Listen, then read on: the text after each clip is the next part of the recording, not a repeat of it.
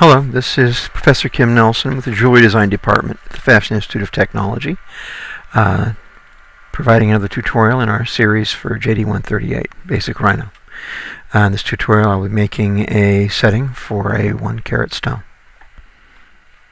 Prong setting, 4-prong setting.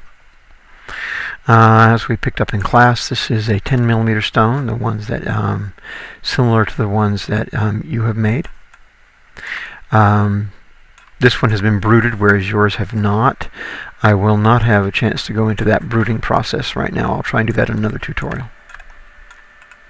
But your stones unbruted are fine. They'll work fine for this exercise. First thing I need to do is to bring this stone down to 6.5mm. It's a 10mm stone. So I will do a 3D scale. 0 is the origin point, scale factor 0.65, 65% of 10mm is 6.5mm. And I want to move the stone so it's 1.3mm off the ground.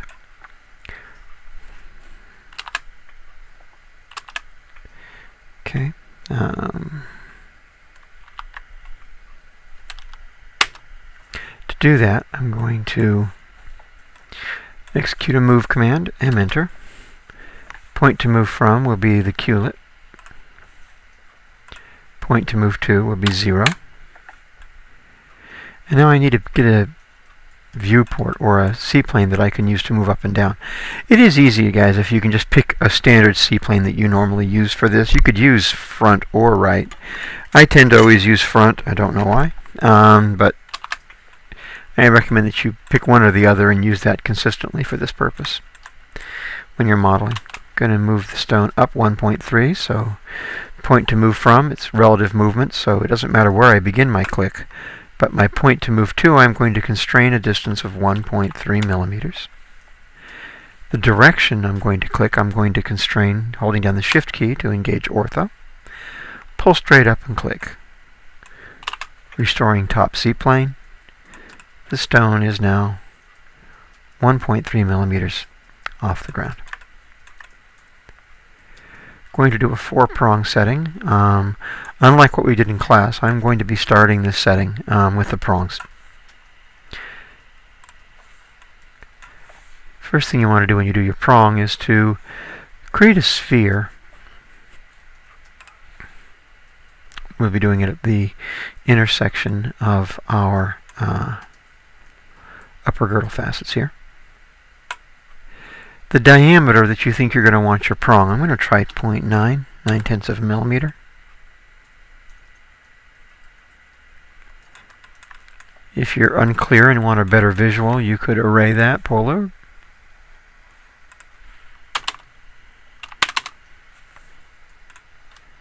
You could even E-map them.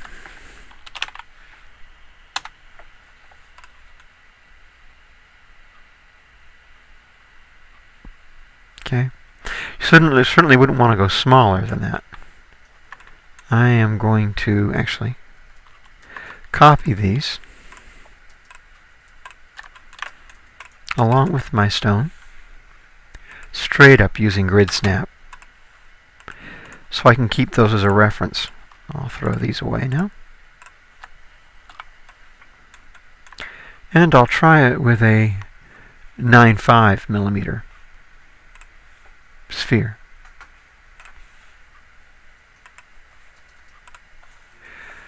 .95. Array that around.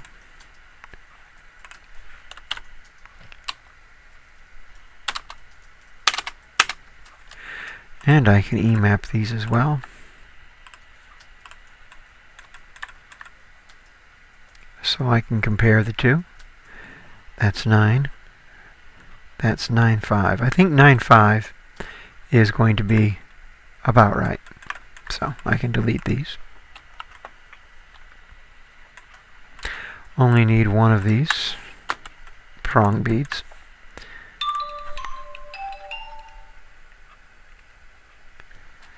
So, we discussed in class we were going to do this for a high-end piece. We need to put a point in the center of our sphere. So using center object snap, come up and touch the outer edge of the sphere, and it will calculate that for you. Group those two together. That way, whenever you select the sphere, you're selecting the point as well. As I had mentioned, when you're dealing with fine, high-end jewelry, usually the prong is going to bite in about halfway. I mean, the stone's going to bite a little under halfway in. So to replicate that, we need to move this bead out a little bit. To make that easier, I'm going to go ahead and set up the construction plane for the prong. Do that by drawing a straight line from center point diagonally out to one of the corners of the grid, so that I have a line in the orientation I'm going to want to put that prong on. I'm going to extrude a surface straight up. Doesn't matter how far I extrude it. I can delete the curve now. And I'm going to set C-plane to object. And I can delete the surface. I'm going to name that C-plane. The keyboard shortcut for that is usually N-Enter, but you can also find it right here. Set C-plane, named C-planes, click on the Save As button, and give it a name. I'll just call it 45. That way I don't lose that C-plane. So now, when I want to move this, if I hold down the Shift key for ortho, M-Enter, turn off grid snap, that stone is going to be moving in relationship to the new grid. I want to move it out till about a third, that prong. I want to move it out so about a third of that prong, maybe a little less than, is being eaten by the stone. Something like that. Okay?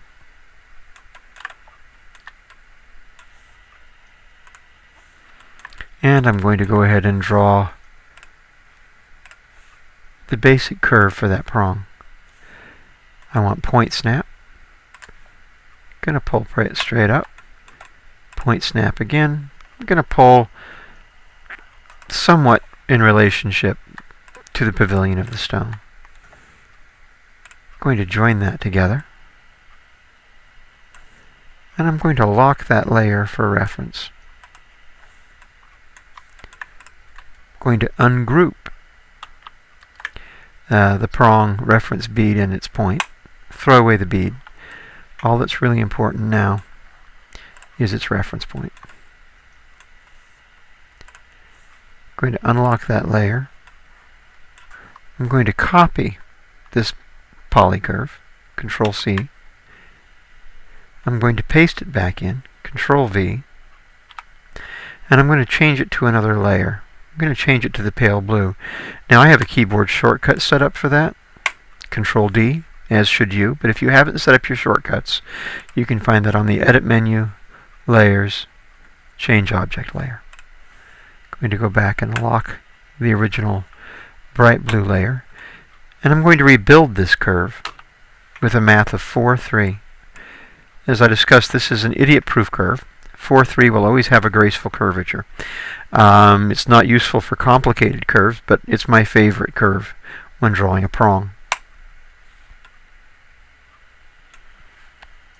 Turn on my points.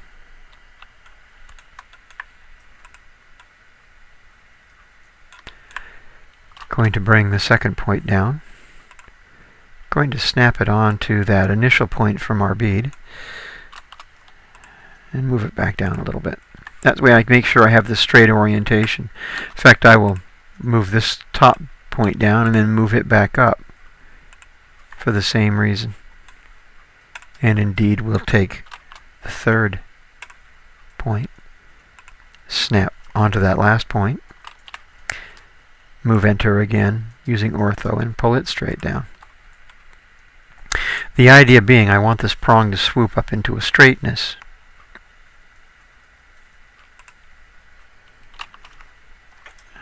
If I'm going to move these points, I'm going to hold down the Shift key and lock ortho as I do so.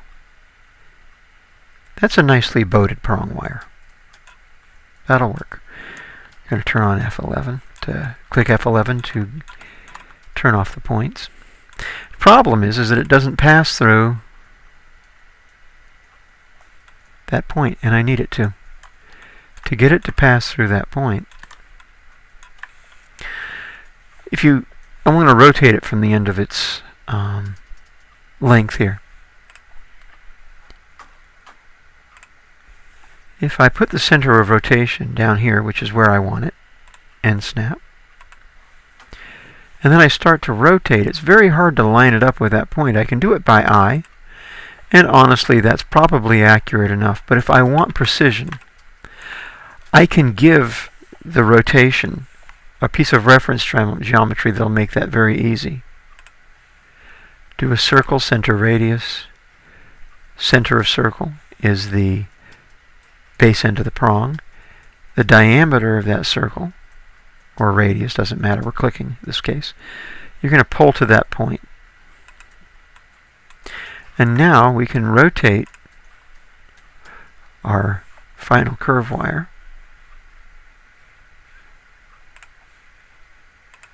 center of rotation, the base end of the wire. Going to use intersect snap for the first reference point, and point or end or intersect will all work to catch that second point of reference, and that will give me a perfect line up through there. I can delete the circle. I have no use for that anymore. And I can unlock and delete that blue curve. I'm going to keep my point here. In fact, I'm going to lock that layer for a bit so I don't accidentally, oh, that's not a layer. I want to make sure I get the layer it's unlocked so I can't select it accidentally.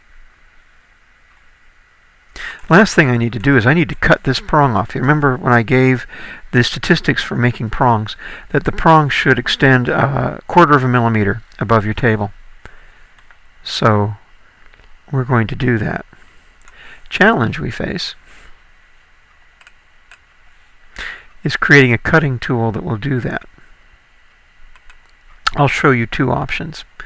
The first option is to draw a curve using any of the ends of the table facet, but engaging the project. You see right now they don't go to the C-plane, and if they're not on the C-plane, they're not going to cut that wire. So to get them on the C-plane, I'll engage project on the O-snap panel,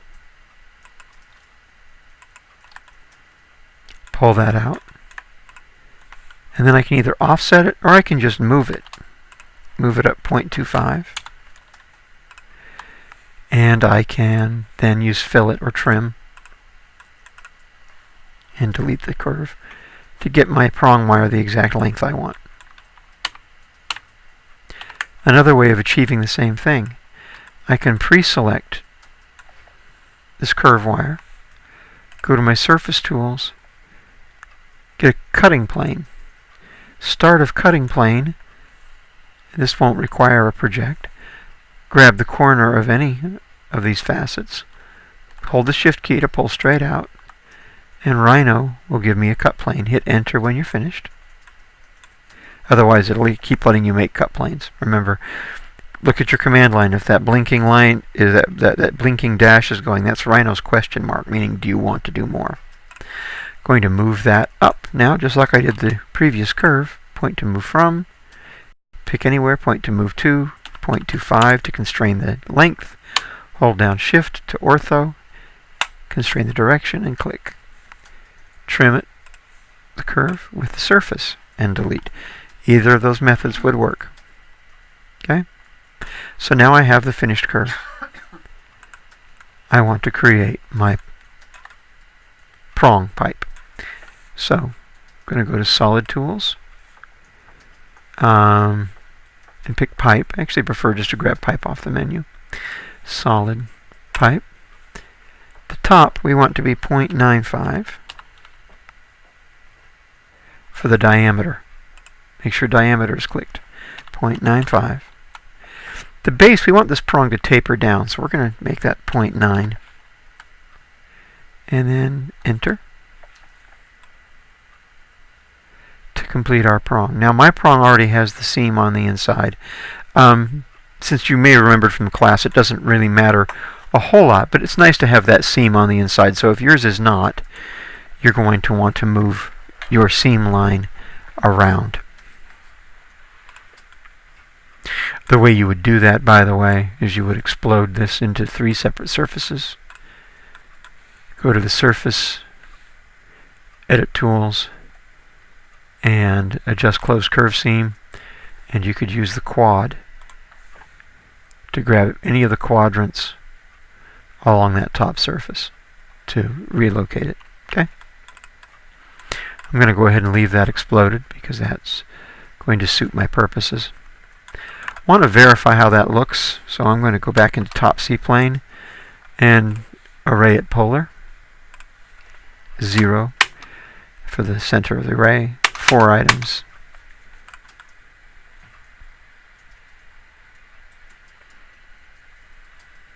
And that's pretty nice. That'll work. Okay, I'm going to undo my array. I only want to have the one prong to worry about. I'm going to put back the C-plane. So N enter. Double click 45. There I go. I think I could have just single clicked it and it would have worked just as well. Alright, you'll recall that I don't want to have a round wire prong, however. I want to have a U-section prong. So to create the U-section prong, I need to draw that. I want to assign a C-plane to this top surface.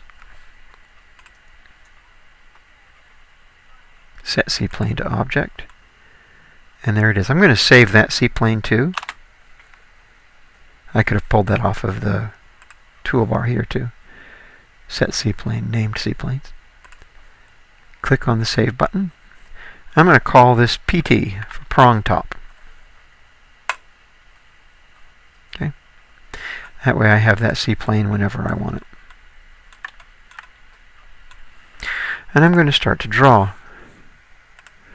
Curve tools. Start of line. I want it both sides from the quad. And I'm just going to pull out nice and wide. Going to offset that curve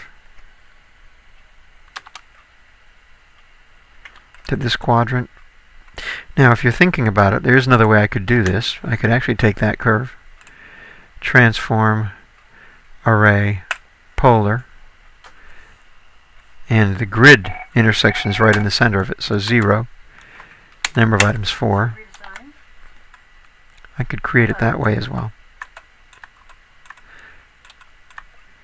I want to keep this half circle here, so I'm going to draw a circle diameter, which I can get here, or I can get right there.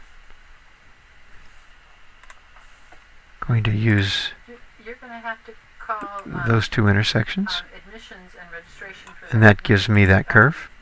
Now I need to move it into position, and to do that I'm going to use quad snap.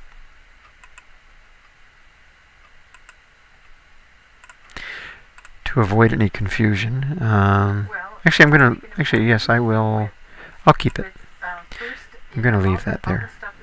But I'm going to lock that layer so I can't select it accidentally.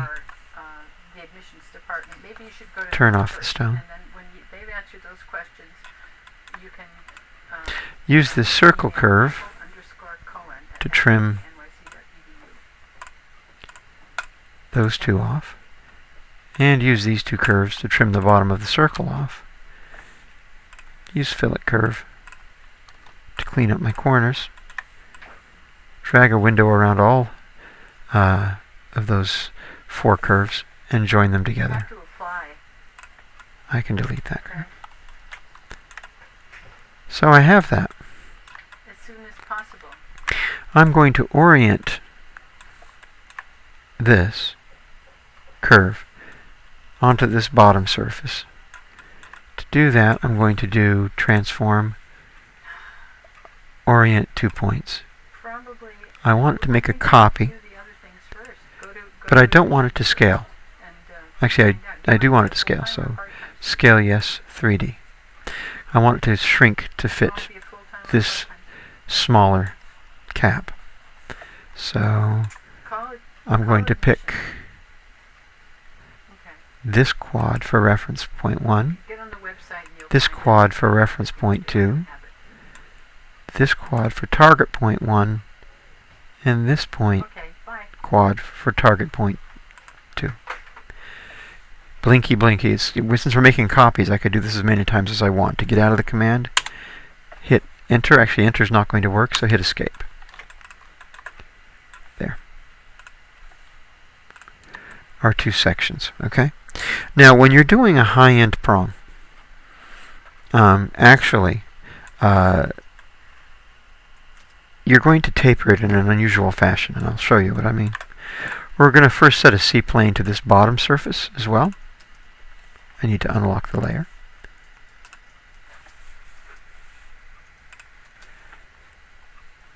Set C-plane to object. We'll save it as PB, prong bottom.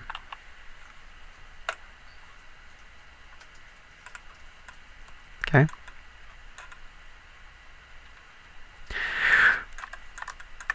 High-end prong like this will be tapered from top to bottom narrower when you look at it end on like this. But from the side, it actually tapers wider at the bottom to give it more support under the stone, and to alleviate some of that reach issue that we were discussing in class earlier this week about reaching up and getting a good contact with the under bezel. So we're going to reflect that practice by using a non-uniform scale from the quad. And I'm going to do it by eye, about like that. We don't want to scale in this direction, so we'll put in 1, or if it has 1, just hit enter. And the same is for Z. Now for you at home, and doing your homework, that's going to be hard to do that by eye as well as I did, so I'll give you the number by undoing and redoing. You're going to scale in the X direction 1.3. And in Y1, Z1. Okay? Going to delete the original pipe and its caps. Actually, I'm rethinking that. In case I might ever want them again, I'm going to group them together, and I'll put them on my storage layer for storage objects. Turn that layer off. That way, in case I ever want them back, I can get them. So this is the basic hardware. I'm going to go back to top C-plane. We're going to use to make our prong. To create our prong, we're going to use a single rail sweep, which is right here. We're going to record history. Single rail sweep. This wire is our rail. These are our two cross sections. Enter. Make sure our seam lines up. Should be at the corner of both of these. If it doesn't, you can move these to wherever you wish them to be. Hit enter when ready.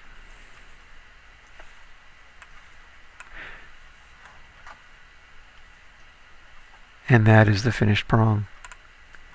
Except for it has a hole at each end, which we will resolve by going to our solid menu and clicking cat planar holes. Now that broke history on the object, and I would actually like to keep history on that object. So for now, I am going to leave this uncapped. Okay. So that's made that prong. I'm going to array this polar with history. 0 for the center, number of items 4, and there we go. Okay, fine. I'm going to bring the stone back, She says it's dangerous, really? I mean, I never liked having it in there, but while I was gone, the other technician... and there are our prongs for our setting. In the next tutorial, I will begin working on the under bezel. Thanks for watching.